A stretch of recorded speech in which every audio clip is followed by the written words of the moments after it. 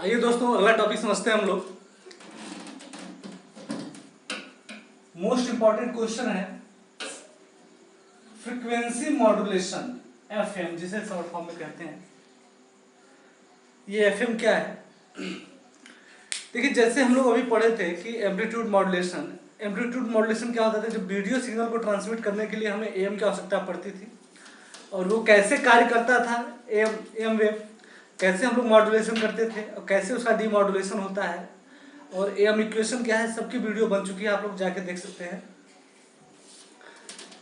आइए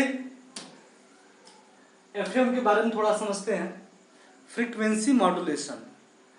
अब देखिए, एफएम जो है, फ्रीक्वेंसी मॉड्यूलेशन क्या है? फ्रीक्वेंसी मॉड्यूलेशन मतलब जब आप जो वॉइस है, ऑडियो है, जो है ऑडियो को ट्रांसमिट करने के लिए एफएम की आवश्यकता पड़ती है, मतलब फ्रीक्वेंसी मॉड्यूलेशन की आवश्यकता पड़ती है। जैसे आप रेडियो सुन रहे होते हैं तो रेडियो कहता है कि आप सुन रहे हैं 93.5 रेड एफएम, तो एफएम मतलब फ्रीक्वेंसी मॉड्यूलेशन, केवल साउंड आता है रेडियो पे, ठीक है, वहाँ पे एफएम शब्द का यूज होता है। ऐसे मेगाहर्ट्ज में कहते हैं कि आप 3.7 मेगाहर्ट्ज पे ये रेडियो स्टेशन सुन रहे हैं, तो इसकी यूनिट मेगाहर्ट्ज में होती है, ठीक है, इसकी सॉरी फ्रीक्वेंसी मेगाहर्ट्ज में होती है। आइए समझते हैं कि एफएम क्या है, इसकी डिफिनीशन के बारे में थोड़ा समझते हैं।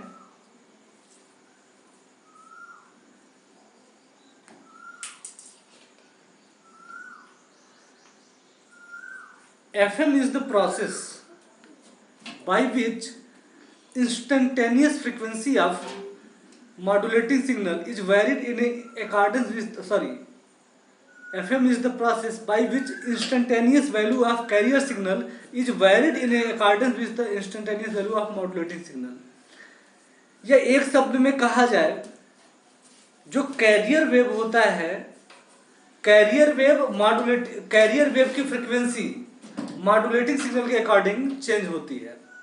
आइए डिफिनीशन को मैं लिख देता हूं, एफएम की डिफिनीशन को। FM is a process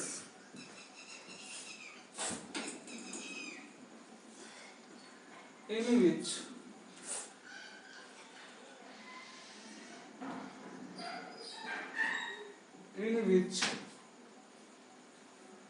the instantaneous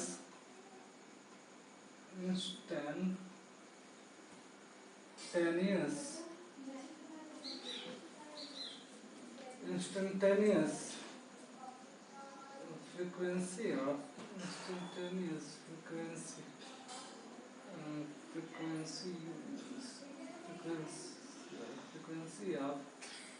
instantaneous frequency of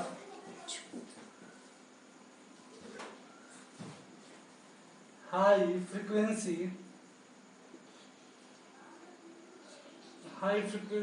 instantaneous high frequency carrier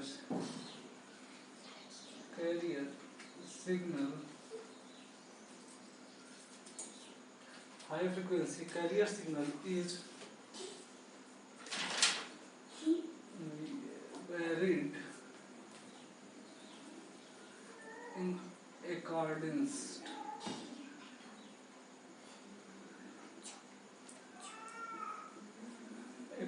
with the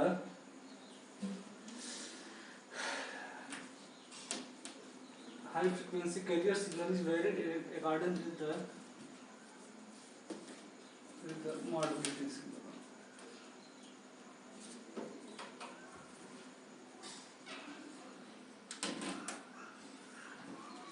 देखिए एफएम क्या है कि FM is a process in which instantaneous मतलब होता है तात्क्षणिक, जो है process in which instantaneous frequency of high frequency carrier signal, जो हाई फ्रीक्वेंसी का कैरियर वेव होता है उसकी फ्रीक्वेंसी का तात्क्षणिक मान किसके अकॉर्डिंग चेंज होता है? मॉड्यूलेटिंग सिग्नल के अकॉर्डिंग। जो मॉड्यूलेटिंग मतलब आपका जो बेस बैंड सिग्नल है, जो मैसेज सिग्नल है, जो ऑडियो सिग्नल है, वो, ठीक है। जैसे आइए इक्वेशन के माध्यम से समझते हैं। ये हमारा मान लेते हैं ऑडियो सिग्नल है, ठीक है, या ओरिजिनल सिग्नल है, और जैसे इसके एम्पलीट्यूड को हम लोग AM से रिप्रेजेंट करते हैं, इसकी फ्रीक्वेंसी को FM से, इसकी फ्रीक्वेंसी को FC कह देते हैं, FM कह लीजिए, फ्रीक्वेंसी ऑफ मॉड्यूलेटिंग सिग्नल कह लीजिए। FM मतलब ये मत समझिए फ्रीक्वेंसी मॉड्यूलेशन, इसकी ये फ्रीक्वेंसी हो गई। और ये हमारा कौन सा वेव है, MT, modulated wave, sorry modulating signal है। अब ये हमारा हाई फ्रीक्वेंसी का कैरियर वेव है, छोटा बना देते हैं थोड़ा सा इसका।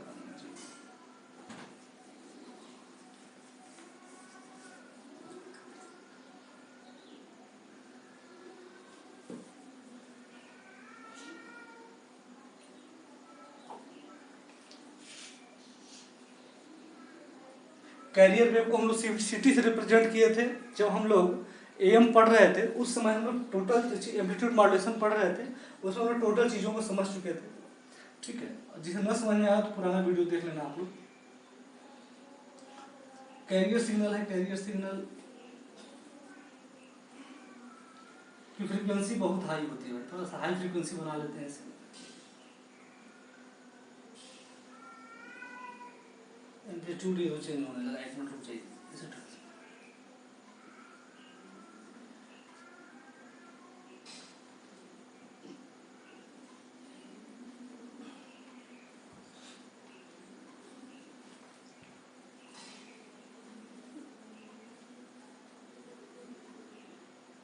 ठीक,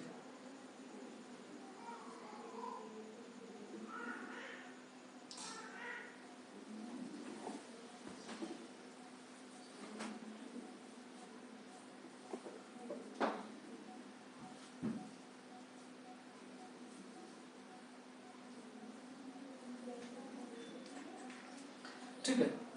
ये हाई फ्रीक्वेंसी मतलब इसकी फ्रीक्वेंसी जो ऑडियो सिग्नल है, इसकी फ्रीक्वेंसी होती है 20 हर्ट्ज टू 20 किलो हर्ट्ज। ये इसकी फ्रीक्वेंसी होती है, ऑडियो सिग्नल की रेंज होती है। ठीक है, और ये हम इसकी जो फ्रीक्वेंसी होती है मेगा हर्ट्ज में होती है। ठीक है, और इसके एम्पलीट्यूड को हम लोग CT से रिप्रेजेंट करते हैं, AC से। इसके एम्पलीट्यूड को AM से, इसके एम्पलीट्यूड को AC से, इसकी फ्रीक्वेंसी को FC से रिप्रेजेंट करते हैं। ठीक है, ये मॉड्यूलेटिंग सिग्नल होगा, ये कैरियर सिग्नल हो गया। हमें एक चीज बताइए आप लोग कि ये क्या है, ये पॉजिटिव हाफ साइकिल है और ये सेम ऐसा ही होता है निगेटिव हाफ साइकिल है। 0 to π, यहाँ 2 π और 3 π, इस तरीके से आगे बढ़ता है। ठीक है, इस निगेटिव का मतलब आप लोग क्या समझते हैं? ये जो निगेटिव हाफ साइकिल है इसका मतलब आप लोग क्या समझते हैं? देखिए, इसका मतलब ये है कि जितना ये एम्पलीट्यूड, जैसे एम्पलीट्यूड मैंने बढ़ाया इसका, तो निगेटिव हाफ साइकिल का भी एम्पलीट्यूड बढ़ेगा। ठीक है, सॉरी बढ़ेगा नहीं, कम होगा। देखिए, एक प्रैक्टिकली बात आप लोग थोड़ा समझा दे AC के बारे में कि ये मान लेते हैं हमारा, इस पे तो इतना तो स्लिप कर रहा है कि कोई प्रॉपर डायग्राम बन नहीं पा रहा है। ये मान लेते हैं AC अल्टरनेटिंग करंट है आपका, ये पॉजिटिव हाफ साइकिल है, निगेटिव हाफ साइकिल। तो देखो, ये जो निगेटिव हाफ साइकिल है, इस ऋणात्मक नाम की कोई चीज एग्जिस्ट नहीं करती है इसमें। इसमें क्या होता है कि जितने समय के लिए मतलब पल्स एक्टिव होता है, उतने समय के लिए ही बीच में गैप होता है। तो इस गैप को हम निगेटिव हाफ साइकिल से रिप्रेजेंट करते हैं। मतलब जो करंट होता है, एक बार प्लस माइनस, फिर एक बार प्लस, फिर एक बार माइनस, फिर एक बार प्लस, एक बार माइनस। तो माइनस मतलब कुछ नहीं। जैसे करंट आपको जब कहीं अल्टरनेटिव करंट लगता है तो झंझनाहट की स्थिति उत्पन्न होती है। ऐसा क्यों होता है? मतलब एक बार प्लस हुआ, मतलब एक बार जला, एक बार बुझा, एक बार जला, एक बार बुझा। जैसे आप समझ सकते हैं प्रैक्टिकल एग्जांपल द्वारा, जो 100 वाट का बल्ब होता है जो रेड रोशनी देता है, जब आप उसे जलाते हैं तो चूंकि अपने इंडिया में जो फ्रिक्वेंसी है वो 50 हर्ट्ज होती है अल्टरनेटिव करंट की। मतलब 50 बार, वो 1 सेकंड में बल्ब वो 50 बार जलता है, 50 बार बुझता है। तो इसकी फ्रिक्वेंसी है जो ये पॉजिटिव हाफ साइकिल, मतलब ये बल्ब जला, निगेटिव मतलब बल्ब बुझ गया, मतलब उसमें कोई करंट नहीं एग्जिस्ट कर रहा है। ठीक है, तो यहाँ इस निगेटिव मतलब कहने में इसलिए समझा रहा था कि थोड़ा सा आपको कुछ कॉन्सेप्ट देना है। पॉजिटिव का मतलब भाई करंट है, निगेटिव मतलब इतने सेम टाइम के लिए यहाँ पे करंट नहीं है।